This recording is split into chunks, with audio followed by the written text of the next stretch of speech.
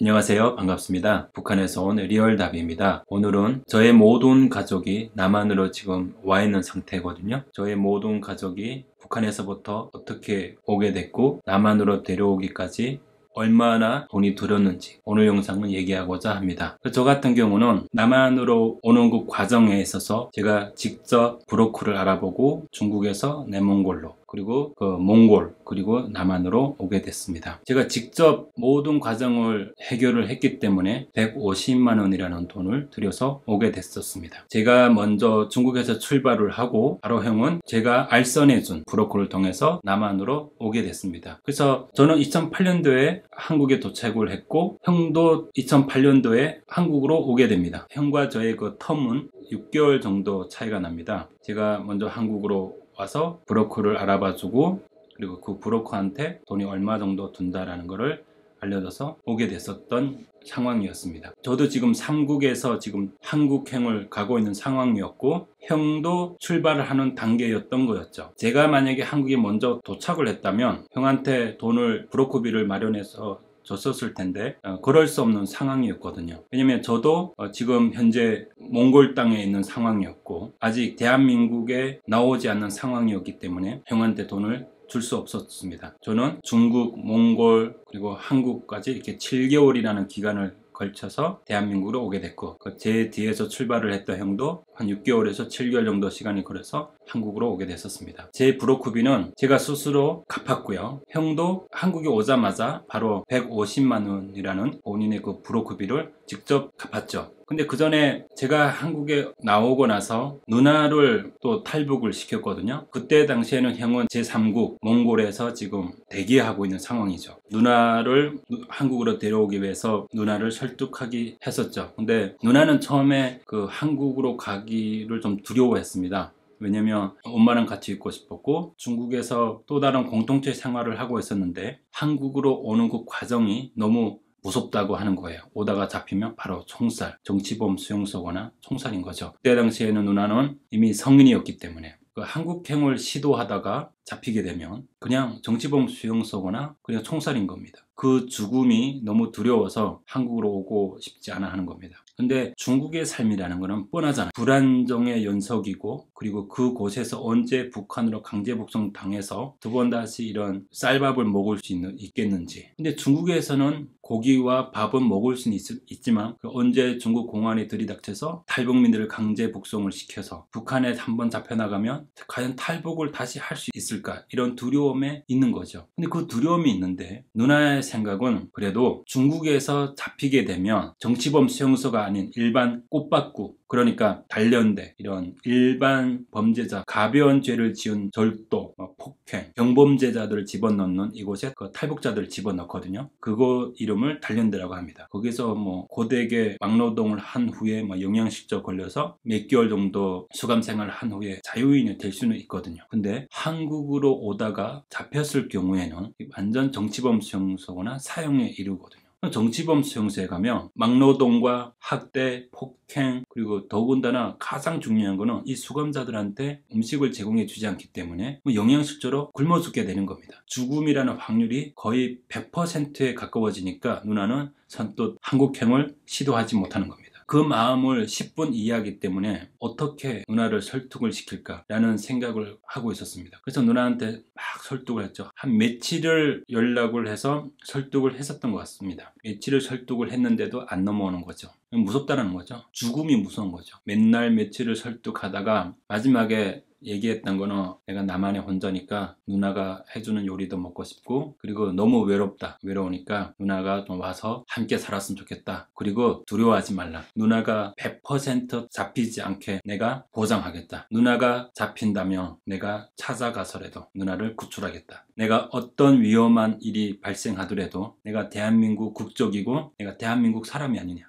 생각해보라. 누나, 내가 불과 몇 개월 전까지만 해도 신분이 보장되지 않는 불법 체류자에서 극심한 두려움 속에서 살았던 내가 아니냐. 몇 개월 전까지만 해도 누나랑 함께 두려움에 떨고 있지 않았냐. 그러니까 걱정하지 마라. 내가 무사히 한국으로 와서 이제는 당당하게 비행기 타고 중국으로 갈 수 있다. 내가 여권도 있고 막 여권도 막 설명해주고 나한테 있는 그 신분증 번호도 막 얘기해주면서 내가 이거면 뭐든지 할 수 있으니까 와라. 그리고 누나가 99.9% 누나가 여기 한국까지 오는데 안전하다는 걸 내가 보장한다. 만약에 0.1%의 위험이 누나에게 닥친다면 내가 어떤 위험이 있더라도 중국으로 가서 누나를 구해낼 거다 라고 막 설명을 하고 설득을 했습니다. 그러니까 그 말을 들은 누나가 설득당한 거죠. 너 진짜 내가 위험에 처하면 여기 와서 나를 구해줄 수 있냐? 물어보는 겁니다. 걱정 말라. 내가 내 생명을 건다. 내 목숨을 걸고 누나가 위험에 처했을 때 반드시 구해주겠다 라고 말을 해줬습니다. 그리고 누나가 드디어 내가 가겠으니까 그럼 어떻게 하면 좋겠냐 라고 하는 겁니다. 기다려봐라. 내가 브로커를 구한 다음에 그리고 누나가 한국까지 오는데 그 브로커 비용이 얼마나 드는지 내가 알아보고 누나한테 바로 전화할 테니까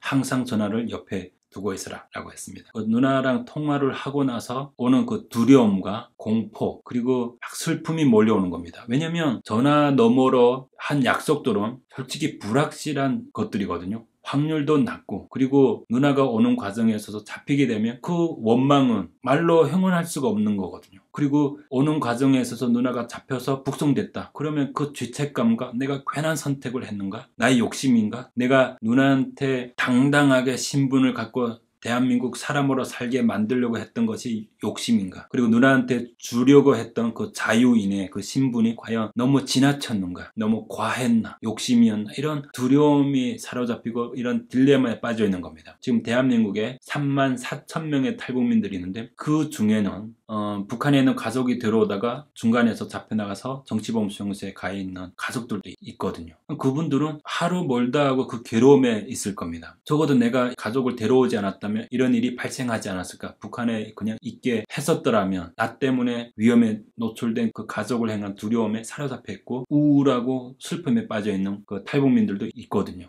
저도 지금 누나를 그렇게 설득을 시켰고 99.9%의 확률이 보장을 해줬지만 그 퍼센트는 그냥 누나한테 설득을 주고 믿음을 주고 누나의 그 안전 마음을 심어주기 위해서 던진 말이거든요. 엄청 스트레스 받는 겁니다. 그러다 보니까 누나랑 통화를 하고 그랬을 당시에는 배는 고픈데 입안에서 모래를 씹는 느낌, 밥알이 잘 안 넘어가고 그렇게 되게 스트레스 받았었습니다. 저는 설득을 했고 누나는 오겠다고 했고 그러다 보니까 이제 브로커를 알아봐야 믿을 만한 브로커 그리고 그렇게 안전하게 데려오는데 브로커 비용 그게 얼마인지 제가 수소문을 내서 그나마 일을 좀 잘하고 신뢰가 갈 만한 브로커를 찾았습니다. 연락을 취했고 그 브로커가 300만 원이라고 하는 거예요. 그래서 금액을 좀 깎아줄 수 없냐라고 하니까 깎아줄 수 없대요. 그냥 300만 원 이하에는 절대 해줄 수 없다. 딴 브로커를 알아봐라 그러더라고요. 그때 당시에는 제가 20대 초반이었기 때문에 한국에 온 지 지금 몇 개월도 안 되는 새내기잖아요. 그러다 보니까 이런 시스템과 이렇게 돌아가는 그 브로커의 커뮤니티를 알 수 없기 때문에 그나마 여기저기서 한두 명한테서 들은 얘기에 그 신뢰 바탕으로 그냥 그 사람과 거래를 하기로 했습니다. 사람이라는 거는 이 브로커도 장사꾼이기 때문에 이 브로커의 그 인성은 제가 알 수 없잖아요. 이 사람이 어떤 뭐 브로커라는 사람들은 가끔씩 뭐 사명감, 뭐 인간의 그 동정심 이런 거를 일을 한다라고 하는 사람들이 가끔 있긴 있는데 그건 다 개소리고요. 그러다 보니까 이 사람의 이 브로커, 지금 내가 상대하고 있는 이 브로커가 과연 어떤 인성을 갖고 있고 어떤 도덕적, 윤리적 사고를 갖고 있는 사람인지 알 수가 없기 때문에 이 사람이 신뢰하고 믿는 것은 그 300만 원이라는 금액인 거죠. 그 브로커 금액을 깎는 과정에 있어서 감정이 상해서 어떤 또 장난을 칠지 모르기 때문에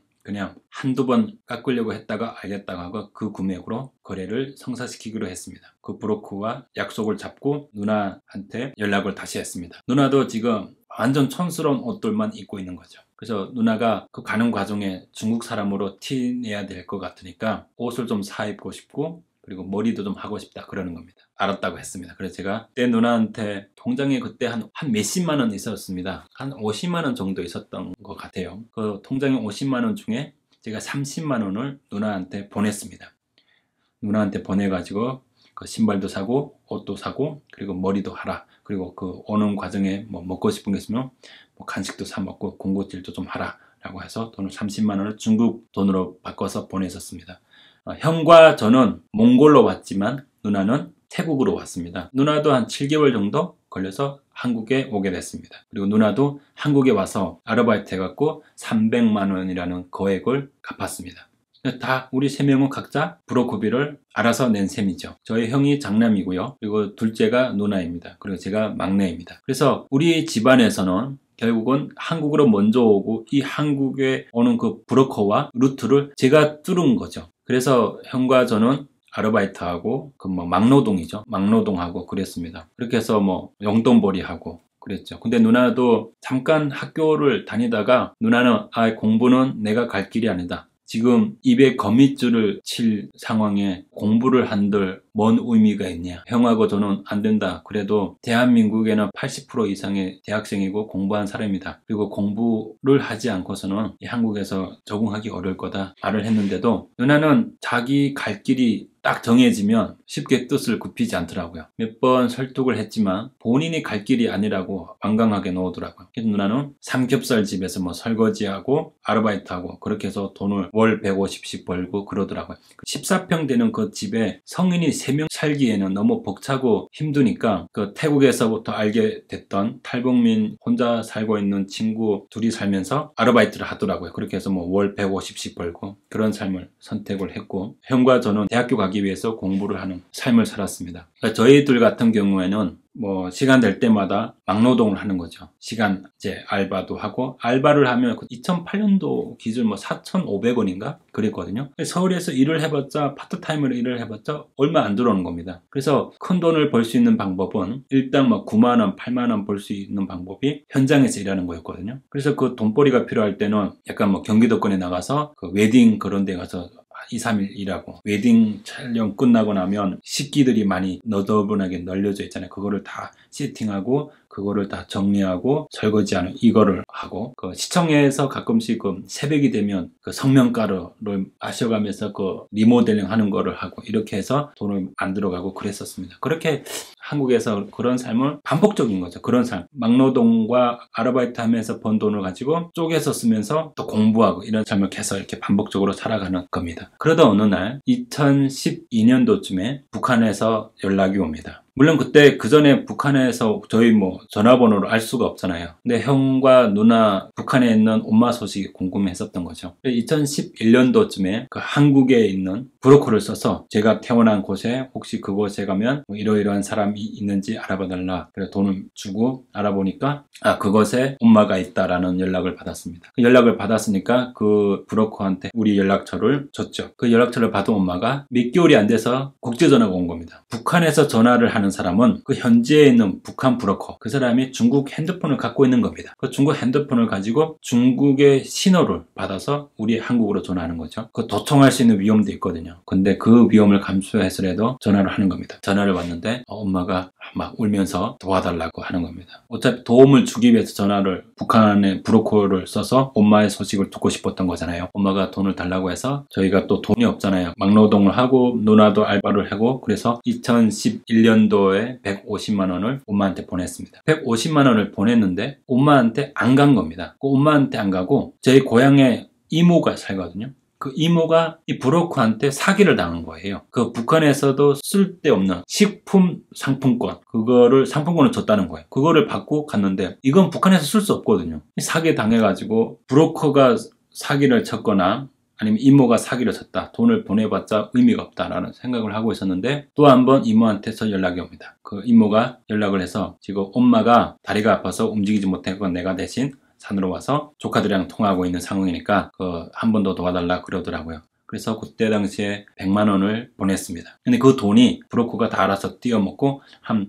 50에서 30만 원이 엄마한테 간 거죠. 근데 그 돈이 30만 원인데 큰 돈이거든요. 한 달이 안 돼서 또 전화 온 겁니다. 엄마한테서. 이번에는 엄마한테서 전화가 왔죠. 엄마한테 전화 왔는데 제발 너무 살기 힘들다. 먹고 살기 힘들고 집도 지금 엉망이고 그러니까 돈 좀 보내달라 그러는 겁니다. 지금 벌써 몇 달 간격으로 돈을 계속 보내다 보니까 우리 삶이 좀 많이 피폐해지는 거예요. 되게 가난해지고 힘든 거죠. 그때 당시에 300만 원을 북한으로 다시 보냅니다. 엄마한테 말했죠. 더 이상 도와주지 못한다. 이게 마지막이다. 그러니까 이 돈을 가지고 잘 오랫동안 좀 살았으면 좋겠다라고 말을 했죠. 알았다고 그러는 겁니다. 근데 그 300만 원은 200만 원에서 150만 원 정도 엄마가 받는다고 해도 그 돈은 어쩌면 북한에서 몇 년을 살 수 있는 돈이라고 생각하거든요. 300만 원의 돈은 저희가 진짜 1년 가까이 살 수 있는 돈이거든요. 한국에서 3개월이 지났습니다. 3개월이 지났는데 또 전화가 온 겁니다. 돈을 달라는 겁니다. 그때 저는 굉장히 되게 불편한 감정이 올라오는 거죠.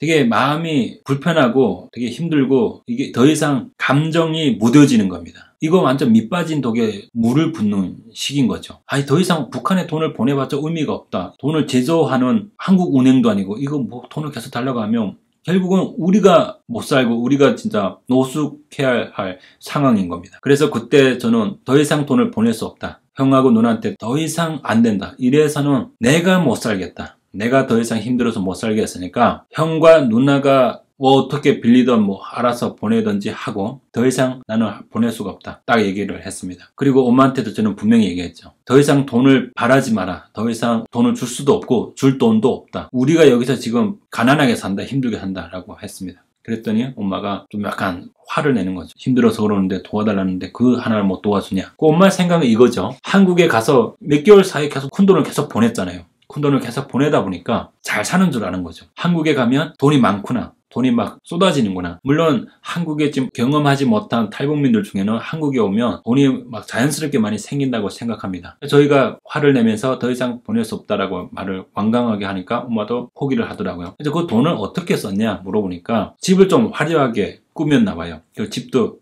고장난 거 수리하고 뭐 그래서 그 돈을 다 썼다는 겁니다. 뭐 어차피 돈을 다 흥청망청 쓰고 어차피 돈이 급하면 또 자식들이 보내줄 거니까 뭐 이런 생각으로 막 돈을 썼던 겁니다. 돈만 요구할 거면 전화하지 마라. 만약에 엄마가 우리한테 전화를 할 거면 한국으로 오겠다고 할 때만 전화해라. 돈을 요구할 때는 전화하지 마라. 그리고 전화를 끊었습니다. 엄마도 화를 내면서 알았다고. 한국에 갈 일이 없고 돈을 요구할 일도 없다. 딱 끊었죠. 그리고 한 몇 개월 후에 엄마가 연락이 옵니다. 힘들고 많이 아프고 그러니까 한국으로 오게 해달라 그러는 겁니다. 그 엄마가 한국에 오겠다니까 또 우리는 자식으로서 도움의 손길을 내밀었을 때 잡아줘야 되는 것이 자식된 도리고 그리고 천륜의 인연으로서 갚아야 되는 그런 거라고 자녀의 효도라고 생각을 하고 그 브로커를 알아봤는데 북한에서부터 엄마를 한국까지 데려오는데 500만 원을 달라고 하는 겁니다. 근데 그 500만 원이 엄마한테 계속 돈을 보냈기 때문에 완전 우리는 빈털터리가 된 상황이거든요. 돈이 없는데 어떻게 보내야 되나 해서 형도 돈을 빌리고 누나도 그때 또 지인한테 빌리고 저도 아껴뒀던 돈도 써서 3명이 합쳐갖고 500만 원의 돈을 브로커한테 줬습니다. 그리고 데려오는 과정에 이 브로커가 또 속임수를 쓰는 겁니다. 그 속임수가 뭐냐면 처음에는 500만 원이라는 돈을 요구를 했는데 일부러 중국 공안에게 붙잡히게 해서 지금 돈을 더 뜯어내려고 하는 겁니다. 이 브로커가. 그 얘기는 이어서 다음 영상에서 말씀드리도록 하겠습니다.